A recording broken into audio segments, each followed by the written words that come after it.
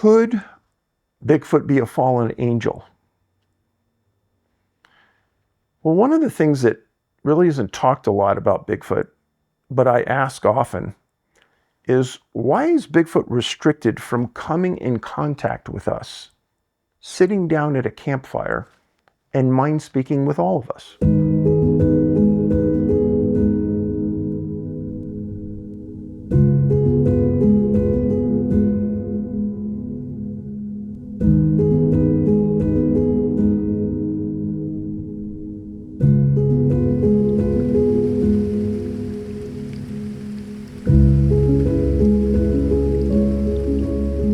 My name is David Paulides.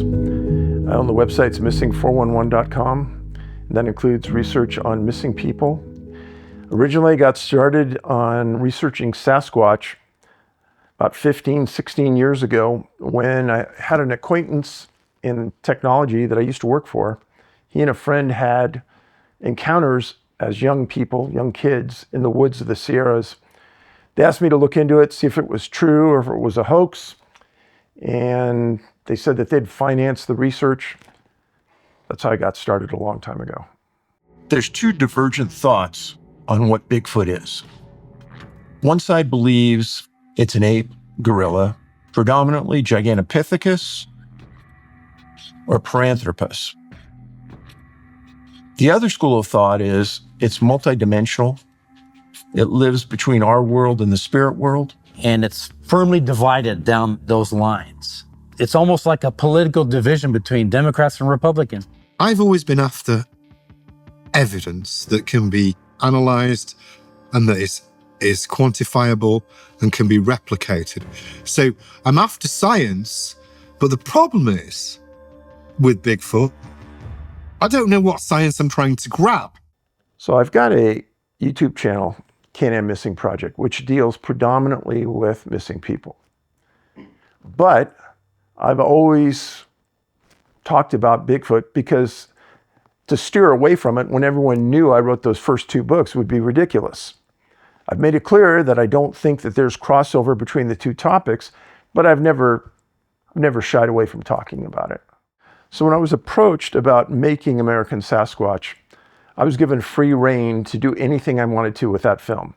Started off with writing the storyline, placing in the researchers I wanted, engaging them in their expertise and explaining it to the film, and then how that mended all together into a story at the end.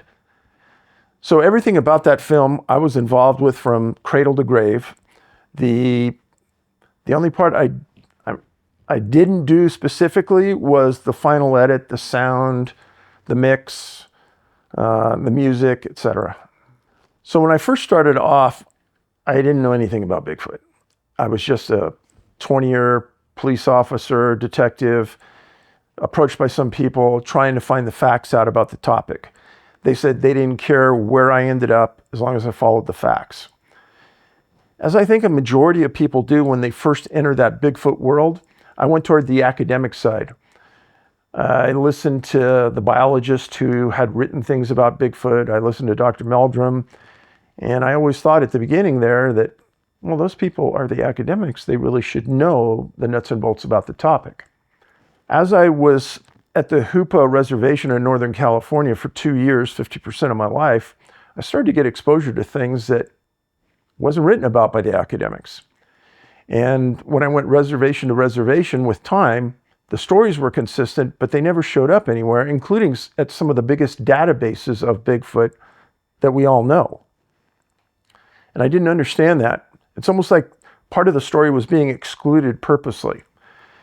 As time went on, I started to meet other researchers like myself who started off following the academics, the ape, gorilla, Paranthropus, Gigantopithecus angle, and who all started to migrate away. Eventually, I got to the point where it was overwhelming, and science was starting to support that other side. Quantum physics, quantum entanglement, the work that they had done at Skinwalker Ranch. They had physicists at the ranch. They had explained that they had a portal open and something similar to a Bigfoot came out. All these things supported what others didn't want to talk about. In the end, I would ask audiences during conferences, how many people started off believing that ape gorilla side and migrated over and started to believe that there's something extra special that apes and gorillas can't do that's happening over here? 60, 70% of the audience raised their hand. I would then ask them, how many people started over here believing that Bigfoot had this special abilities and now believe it's just an ape or a gorilla? In 4 or 5 conferences that I've asked that, nobody's ever raised their hand to that. I don't believe our government will ever acknowledge anything that they can't control. So let's think about that for a second. What would that mean? UFOs. They don't want to disclose, they don't want to acknowledge. Orbs, Bigfoot, cryptids. They don't want to acknowledge any of those things. Now, there's a lot of people that would say that that entire topic that I just covered could be placed in one bucket, and they may be all interrelated. Remember, on Skinwalker Ranch, when Mr. Bigelow owned it, near the end of the time there, our government paid him tens of millions of dollars to send a team there to research. Now, our government wouldn't do that if they had all the answers. I personally think that they really don't have many answers, and they're struggling just like we are to understand. And in some ways, the scientists at Skinwalker who were watching live science evolve in front of us, and a lot of people aren't used to that, it's hard to accept that that is really happening. But knowing what they did under Mr. Bigelow, knowing what they're doing now under Travis Taylor, you can't ignore it. Do I think that there's some pressures from religious institutes to keep this quiet? In one of my earlier books, I wrote about a segment there that an explorer for the Mormons was coming across the prairie. The story was in a Mormon newsletter out of Salt Lake City. As the explorer is coming across, a creature identified exactly like Bigfoot walks up to him and mind speaks to the explorer and talks to him while he's on his horse, 8, 9 feet tall. So I don't think that the Mormons are afraid to talk about this and address it straight up. And Scott Carpenter touched it when he talked about the Nephilim. It's interesting that the crossovers that he brought up, and when you think about what happens to many of the people that are at Skinwalker Ranch, when they go home, they carry what's called hitchhikers. But those hitchhikers never bother the researchers themselves. It's always a relative, friend, or spouse. And it happened to Bigelow. It happened to several of the people. And it was always somebody else. Demonic? I think the case is still open. So I've watched all of the Sasquatch movies, Bigfoot movies made in the last 10 years. And when I was approached about making this, I knew it was an opportunity that I may never have again. And I knew I had the relationships with the researchers to get them involved. And this may be the one time where we could really lay a case out, hit the issues straight on, and take away a lot of the ambiguity that people may have. And those people that are sitting on the fence between Paranthropus gigantopithecus and something else, maybe laying this in front of them, maybe they wouldn't read a book, but they'll watch the movie. There's always been a lot of talk about you investigating unusual things, UFOs, Bigfoot, Skinwalker. Our director actually assigned us. And so we just looked at each other and we said, wow, I guess we're Navajo X-Files. We had over 30 sightings of people that reported Bigfoot along the San Juan River up in the Bloomfield to Shiprock area. Me and Stan started tracking this creature about a mile or so. It looked exactly like a large version of a human track.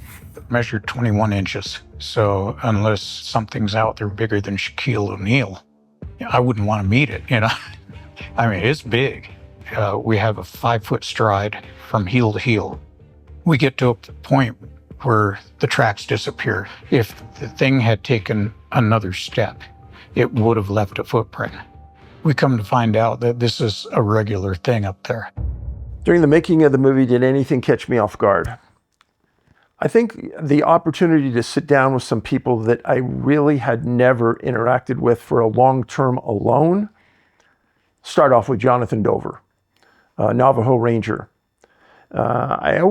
Jonathan had come to other premieres I had and we had talked, but when I sat down and started to talk to him and understood that his primary job at some point working for the Rangers was Bigfoot and UFOs. And he said, it's like I was the X-Files for the Navajo. And he comes across as such a credible individual. It's really hard not to believe everything he says. And knowing that he had done work at Skinwalker Ranch, the guy's the best.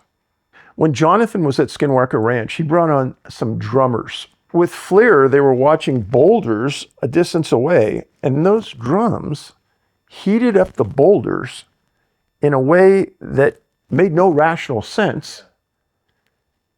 And I think it was a turning point that they thought, well, maybe that sound, maybe that rhythm, maybe there's something to all this that they need to look into further. And I talk about this at conferences as well, that kind of exemplifies the sound part of this that we need to pay attention to. One of my best friends in the movie was Scott Carpenter. And Scott and I had worked together for years. And we started working together way before the DNA project came around. But then we put our minds together and we developed this way to get the hair off of Bigfoot. And we continued to work together through the DNA project. And a lot of people may not know this, but we spent, I think, 8 days with Scott at the Great Smoky Mountain National Park. We left, and 2 weeks later, he passed away. And that hit us hard. No one knows this. The last day we were there, everyone loved him. Everyone on my crew. And we're getting ready to pack up, and we agreed to meet in the lobby of the hotel. Scott was coming back to say goodbye. And the way he was, comes over, brings everybody his latest book, signs it, puts a super nice note in everyone, tells them how grateful he is he's there. Just the kind of guy he was. And I would encourage everyone to read his books because I have, and I know that he put truth in those. And he was a good, honest Christian soul. One of the first times we got together in Great Smoky Mountain National Park, we're just walking down one of the main trails. And he's got a camera, and it's pointed behind us as we're walking along. I go, what are you doing? And he goes, hey, they're moving behind us. I go, really? He goes, yeah, I just started doing it, and I start picking things up, crossing behind us. I go, huh, that's amazing. Well, we had also talked about the work that Scott Nelson did in Ron Moorhead's work about identifying the language.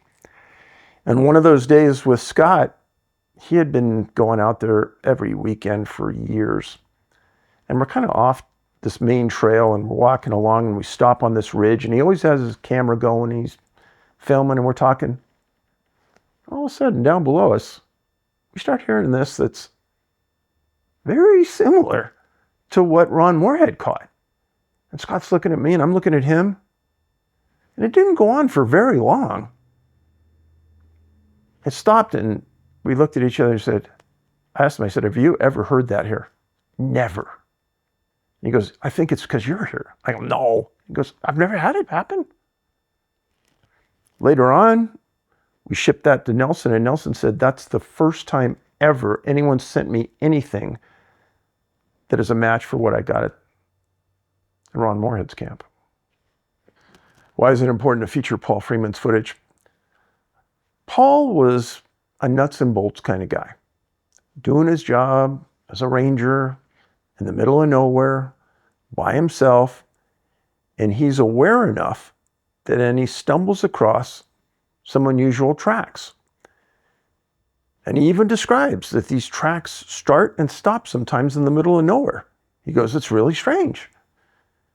And he's carrying his camera around and he's hoping to catch something, but he's not even sure what he's hoping to catch because he hasn't seen anything. And then he catches Sasquatch, Bigfoot. Looks very similar to me to Patty in the Patterson-Gimlin footage. And then at the end of that, he actually didn't know at the time, but there was a child being picked up by this Bigfoot on the end. And if that footage would come out today, I wouldn't even watch it. I would discount it. The reason being is because digitalization can be so manipulated. But because it happened when Paul did, way before digitalization, there's no way it was faked. And if you really look closely at the gleam that comes off that Sasquatch, it's very, very similar to what the gleam was coming off of Patty and Patterson-Gimlin. He wasn't a wealthy guy. He couldn't have hoaxed it. And I think that he really was treading on some ground he never knew he'd be famous, probably. The Freeman tracks, I actually have some too. They're highly credible. And specifically the ones that were seen at various points of time, and I'm not talking weeks away, sometimes months and years away from each other, and matching them up like that, I don't know that's ever been done. So over the course of me looking into Bigfoot, Sasquatch, I've seen all kinds of tracks. Small, medium, large, tiny. Ray Crow in Oregon was a researcher who was selling his research at about the time I was entering. And I went up there, bought the research, and unbeknownst to me at the time, he had one of the first tracks that Paul made of a tiny Bigfoot walking around. And that's now in Colorado at the Sasquatch Outpost being displayed. But I do believe that the foot splay, the disability that may happen with a foot, the injuries, all go towards pointing that Bigfoot has maybe supernatural abilities, but has flesh and blood occurrence on here on Earth. And when they get injured, it's similar to like we're getting injured on the foot. And I think that goes to point that these aren't fabricated. The importance of Barb Shoup's footage. First of all, we didn't think we were going to have a chance to go there, but we did. And she captured something very similar to what Scott Carpenter captured. And that one validates the other, I believe. Barb's not somebody who has the ability to work footage and manipulate it. She's a very honest soul. Now, she didn't know this, but the crew goes out and they're filming her. I walked away, not because I was trying to be rude, but I was just trying to see what's around the area. I walked like 200 feet away. I'm walking around the creek bed. There's like a 17-inch track right there. I know right away. This area is ripe, right where she said. So I think giving Barb a stage to speak was important, and I think she's a smart enough person to understand how smart Bigfoot is. And when she laid it out, I think some people may have an issue with it, but I think she's on the right track. What about the footage makes me think it's authentic is it mimics Scott's coverage, and just knowing Barb the way I do, her integrity is at a high level. My husband had just left for work, was working the graveyard shift. And then about 15, 20 minutes later, I could hear something walking on the gravel. What caught my attention was the dogs. They were under the porch. I'm like, they cried. What are they doing? Next thing you know, I got onto the porch. I hear the screen door open, and I see the doorknob doing this.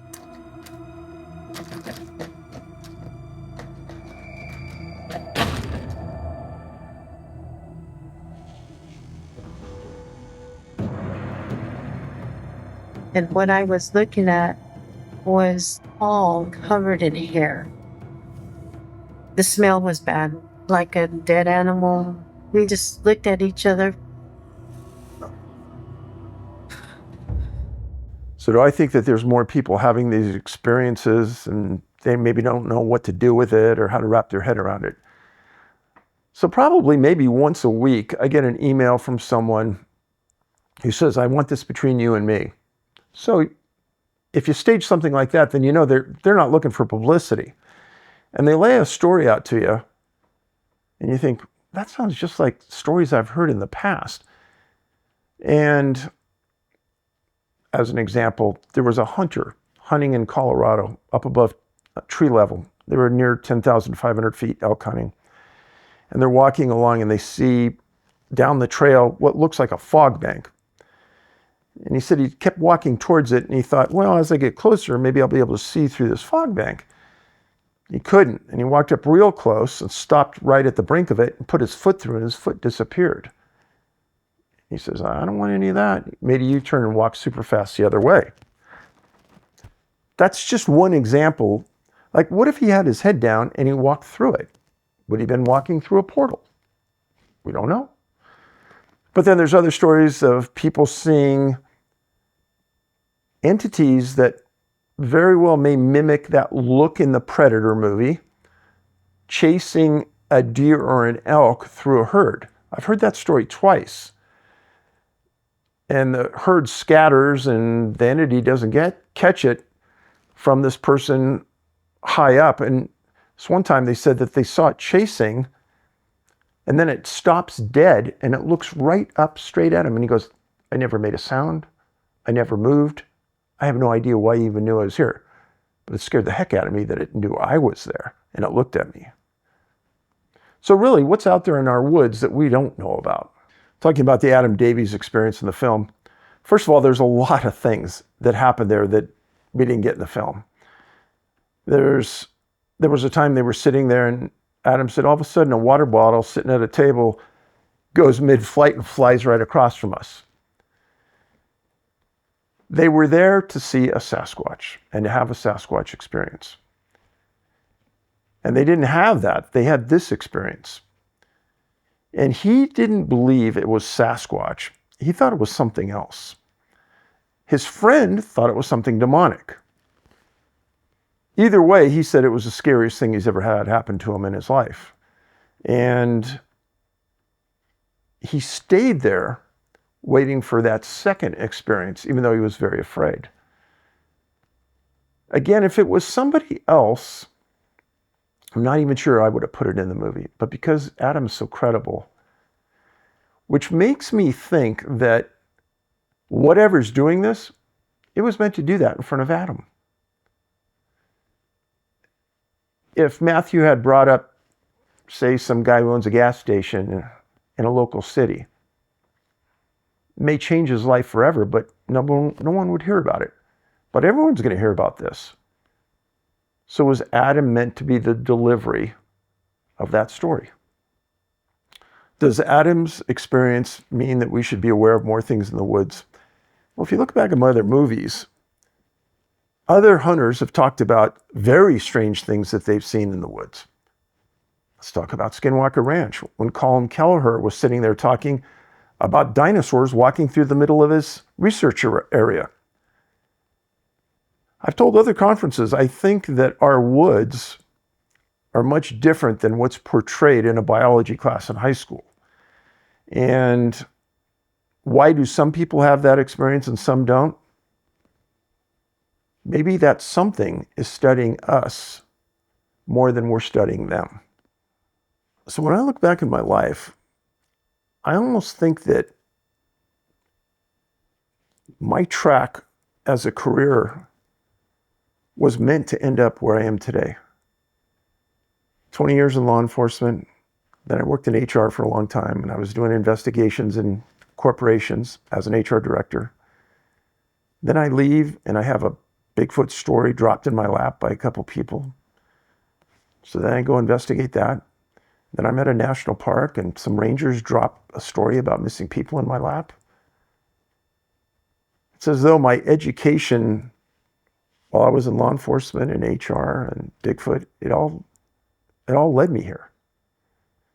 And not sure what it means, but just try to report credible findings and keep it factual and keep it scientific.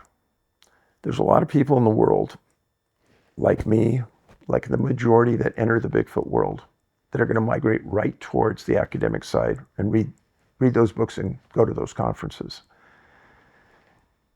And because people make disparaging statements about people who think like me, they call it the woo, people are going to step away and say, don't want to go there. I don't want to be embarrassed by it. I don't want to be made fun of. Well, what if I put 6, 7, 8 people, high credibility, scientists in front of you? People who have spent tens of millions of dollars. And then I tell you, you want to stand on that science side. What facts support an ape or a gorilla in North America? Has there ever been DNA found, Paranthropus or Gigantopithecus in North America? No. Do we have DNA on Gigantopithecus and Paranthropus? Yes, we do. So the hair samples that are recovered, if those were them, it would come back as that. That's never been recovered in North America. No bones of a wild ape have ever been found in North America. So what evidence supports their allegations? Gigantopithecus has never been proven to stand upright or be an upright ape or gorilla. So how can they say that? And the only thing that supports Gigantopithecus ever being on our planet is a small piece of the jaw and a few teeth. Paranthropus has never been known to be in North America. But let's go back over to the other side now. Our DNA, which we recovered, which we had 5 scientists, PhDs, write a paper about it, says that on the maternal side, it's human. On the fraternal side, it's never been categorized in 34 trillion base pairs in GenBank. How could that be? Another independent researcher, L.A. Marzulli, when we sat down with him, he goes, I knew it, Dave. I knew the nuclear DNA would come back as nothing. And then we had this long talk. I said, I didn't know you knew that. So independent researchers having a significant impact on science has happened a lot over the years. But I ask people, please, look at the facts. Don't look at the background of the people. Don't look at the conferences. And if you're overwhelmed at a conference by a significant group, keep an open mind. Follow the facts, and it'll get you to a good place. LA, I know that you spent time with Ron Moorhead in South America. Mm-hmm. That was about the elongated skulls, right? Correct. And you did DNA on that, correct? Yes, we did, extensive. Out of the 58 samples that we took from 18 skulls, we didn't get nuclear DNA from that. But we got a preponderance of mitochondrial DNA coming from the female line or the maternal line of the equation. It rewrites history. And those results could have lasting impact on our work. So what did the DNA results tell you? Well, the DNA results told me that it upholds our hypothesis that 3,500 years ago, these people came from the Middle East. So we found nuclear DNA, but that even added more to the mystery because... Unknown. Unknown. I knew it. I knew it would say that. That's been our hypothesis from day one, that when you do get nuclear DNA, there'll be nothing in the GenBank, which will show it. Squatch sightings just through the roof, something is going on. And now they're becoming more and more prevalent. Are these the beasts of the earth? In my opinion, they are. So Dr. Ketchum was the only person we could find who would test our DNA. UC Davis, UC Berkeley, all of the big labs would not touch it when they found out it was Bigfoot related. Dr. Ketchum has testified in the courts in Texas and put people on death row for her testimony on DNA. So when people say she's not an expert, hooey. Find me a bigger expert that can testify in court. They won't find it. So she knows what she's doing. When we worked with her and I submitted the first hair samples, she said, Dave, this is only the second time I've ever seen this First time was with Josh Gates when he submitted something from Nepal regarding Yeti. She goes, yours was only the second time. One of the big issues that came up with our DNA, I don't even know who brought it up originally, but they said that our DNA was contaminated and it couldn't be trusted. I'm never there when this is brought up. I wish I was, but there's a very easy explanation to this. Let's pretend I'm the one who finds the hair sample. And let's pretend I grab it, roll it between my hands, rub it on my face, and contaminate the heck out of it. And then they put it in a machine and they cleanse it. And let's pretend it doesn't get cleansed right. And they test it, and let's pretend my DNA comes out in the testing process. First of all, that's not going to happen. But let's pretend it did. So then they say, oh, well, what DNA did we find? Well, on the maternal side, you're going to find a woman from Russia, my mom. And on the fraternal side, you're going to find somebody from Greece, my dad. But to find nothing on the fraternal side is literally impossible because that's never happened before. When you talk to Marzulli and the elongated skulls, he had the same issue. So what is really going on? Is that fraternal side some kind of placeholder for other entities that we don't understand? I don't know. But for it to be contaminated, that's completely a stupid argument. People on the ape or gorilla side of the topic hate our DNA study because it proves something that they can't live by. But you've got to remember that on that side, there's academics. Those academics could apply for an academic grant. Cost them nothing. They could get $500,000 to study a DNA on a new evolving mammal tomorrow. Question, why haven't they done it? The reason they haven't done it, in my humble opinion, is BFRO had an edict by Wally Hersham, who was their finance beneficiary for 10 years. Go get DNA. That's why he gave him millions of dollars. Over 10 years, Wally said they didn't get any DNA. I'm not the sharpest knife in the drawer. Scott Carpenter and I aren't the brains of the organization. But we were able to figure this out. And if you said, Dave, let's go out and do it again, I would say, why? If somebody doesn't believe it, then go get a grant and go do it. I personally believe BFRO got DNA. A lot of smart people in that organization. They got DNA, they didn't like what they found, and they shuttled the research. Because when Wally got involved with us, near the end, he funded a lot of the remaining research.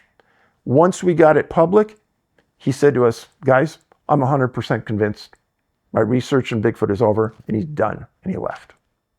Nothing more.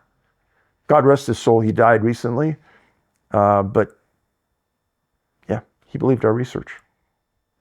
So as a Christian, the maternal side being found into the Middle East raised a lot of eyebrows, including mine. And could Bigfoot be a fallen angel? Well, one of the things that really isn't talked a lot about Bigfoot, but I ask often, is why is Bigfoot restricted from coming in contact with us, sitting down at a campfire, and mind speaking with all of us? Why is it restricted from stepping in front and just staring at us? Because if you look at the majority of the sightings, they don't look directly at you. They look away, they cross in your path. It's almost as though they're told that they can't look at us. Now, there's a few times it happens, but rare. And then why is it so rare to find a group of Bigfoot sleeping? Very rare. Why is it so rare to see a group of them moving together? Very rare. Why is it so rare to find a young one? I would say in 100 sightings I've talked to, 1 out of 100 reports seeing a child. Very rare.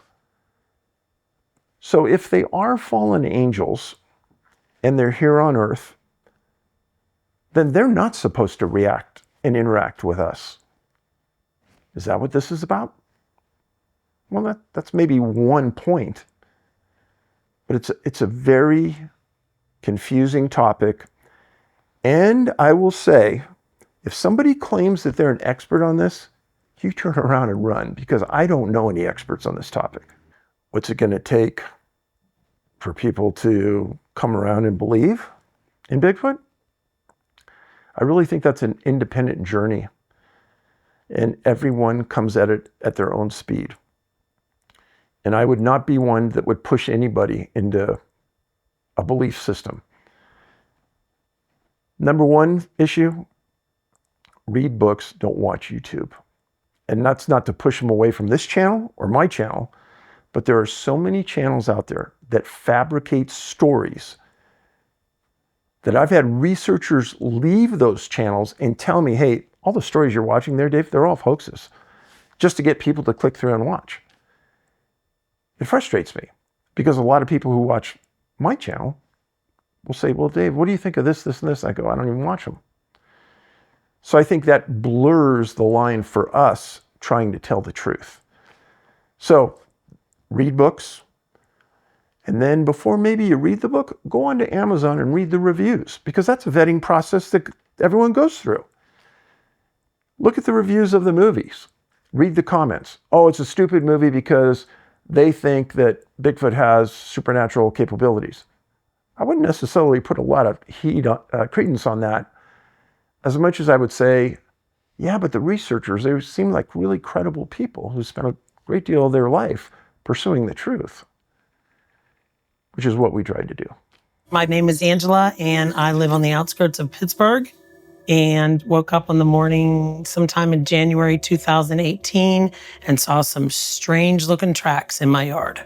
Describe them to us. Something I had not ever really seen before, 6 feet apart. They started right about where the bush ends right here, and then continue down towards the swing set and just ended there. Have you seen anything unusual? One time I was sleeping, I woke up, and I swear through the window, I saw these two yellow eyes staring at me. Why is it important for people to muster up their strength and tell their story? If somebody came to me and said, Dave, this happened to me, but I don't want you to tell anyone. That's happened 1,000 times. Factually, I think that you do have to have some inner strength when you come out and you talk about this, because the Bigfoot community is pretty brutal. As someone who has been a MUFON investigator for a long time, very similar to them. Brutal community. There's a lot of very rough people on both sides.